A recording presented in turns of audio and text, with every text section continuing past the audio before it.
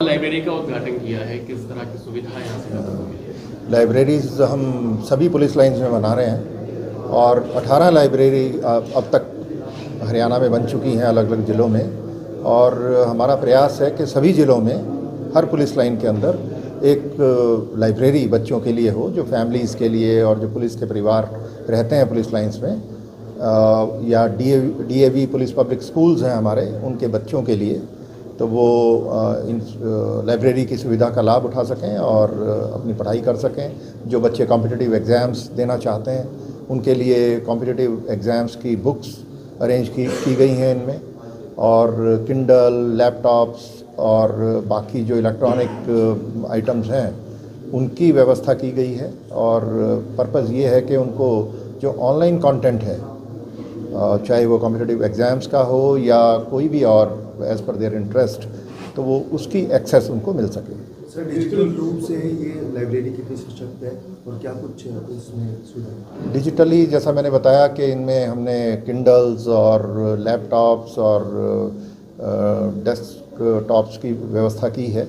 और जो बच्चे ऑनलाइन पढ़ना चाहते हैं वो भी, उनके लिए बहुत सारी वेबसाइट्स और उनकी एक्सेस अरेंज की गई है, तो वो लोग अपना पढ़ाई करते हैं और एग्ज़ाम्स में उनको फ़ायदा भी होता है अपनी रेगुलर स्टडीज़ में भी, और जो कॉम्पिटिटिव एग्ज़ाम्स दे रहे हैं उनको। सर, कितनी हेल्पफुल होगी पुलिस हाउसिंग कॉलोनी में उन्हीं के बच्चों को और लोगों को इस तरह की? ये एक तरह से यूथ एक्टिविटीज़ का एक फोकल पॉइंट बन गया है लाइब्रेरी।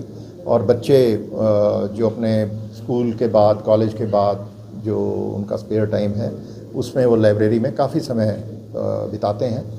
और बहुत सारी एक्टिविटीज़ इनमें हमने प्लान की हैं, और उनमें एक है फॉरेन लैंग्वेजेस की सिखलाई, तो एक्सेस उनको दी गई है फॉरेन लैंग्वेजेस की और उसका जो स्टडी मटेरियल है उसकी, ताकि हर बच्चा कम से कम एक foreign language other than English and Hindi वो सीख पाए। सर, भी हमने देखा था कि आपने आदेश जारी किए थे गैंगस्टर्स की प्रॉपर्टी को अटैच करने के लिए। किस तरह से ये आगे बढ़ेगा और कैसे नकेल कसी जाएगी गैंगस्टर्स पर? अब नए कानून जो बने हैं उनके अंदर प्रावधान है कि इन्वेस्टिगेशन के दौरान इन्वेस्टिगेटिंग ऑफिसर कोर्ट की परमिशन से प्रॉपर्टी अटैच कर सकते हैं, तो उसको भी इस्तेमाल करने के बारे में हमने इंस्ट्रक्शंस जारी की हैं। और बहुत सारे सिविल अथॉरिटीज़ के साथ मिलके जो अनऑथराइज्ड कंस्ट्रक्शंस हैं और क्रिमिनल एलिमेंट्स की ओनरशिप है वहाँ पे, तो उनके खिलाफ भी एक्शन लिया गया है। सर, अनमोल बिश्नोई को भारत लाने की चर्चा हरियाणा के कई जिलों में उसके खिलाफ मामले दर्ज हैं। क्रिमिनल्स जहाँ भी बैठे हैं उनके खिलाफ पुलिस अपना काम करती है, और उसमें एक्स्ट्राडिशन, डिपोर्टेशन की जो भी कार्रवाई ज़रूरी होती है वो हम लोग करते हैं। सर, साइबर क्राइम के मामले काफ़ी बढ़ रहे हैं, डिजिटल अरेस्ट जो है आज बहुत कॉमन हो गया है, इसको लेकर पुलिस क्या कुछ कर रही है और कैसे? देखिए, मैं डिजिटल अरेस्ट और साइबर क्राइम्स के बारे में यही कहना चाहूँगा कि जो क्रिमिनल्स हैं वो दो सेंटिमेंट्स पे प्ले करते हैं, एक फियर और एक ग्रीड। या तो किसी किस्म का लालच दे करके कि बहुत जल्दी पैसा बढ़ेगा, इन्वेस्टमेंट करें, या किसी इस तरीके की कोई पॉन्ज़ी स्कीम में उनको एंटाइज करके वो डाल देते हैं और पैसा हड़पते हैं, उनका ट्रांसफ़र करा लेते हैं अपने अकाउंट में। या फिर फियर पे प्ले करते हैं, कोई ना कोई डर दिखा के, चाहे वो पुलिस का हो या किसी CBI, enforcement directorate, income tax, try, ऐसी जो रेगुलेटरी अथॉरिटीज़ हैं, लॉ इन्फोर्समेंट अथॉरिटीज़ हैं, उनका भय दिखा करके वो लोगों को डरा के और पैसा ऐंठने का प्रयास करते हैं। तो इनसे हमने बचना है। इसमें बहुत सरल बात यह है कि कोई भी सरकारी अथॉरिटी, गवर्नमेंट एजेंसी कोई भी हो, वो कभी ऑनलाइन अरेस्ट नहीं करती, और ना ही कोई ऑनलाइन इंटरोगेशन होती है, ना ही कोई ऑनलाइन आपको कहीं भी आपके जो मूवमेंट है उसको बाधित करता है।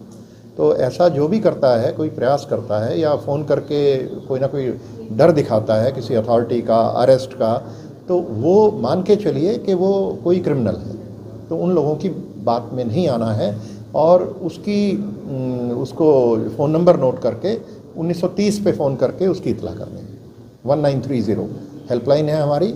और मैं आपकी नॉलेज के लिए बता दूं कि 1930 में हरियाणा अब पूरे देश में नंबर 1 पे है। जो इनकी रैंकिंग आती है मिनिस्ट्री ऑफ होम अफेयर्स की, उसके अंदर सबसे अच्छी परफॉर्मेंस हरियाणा की रही।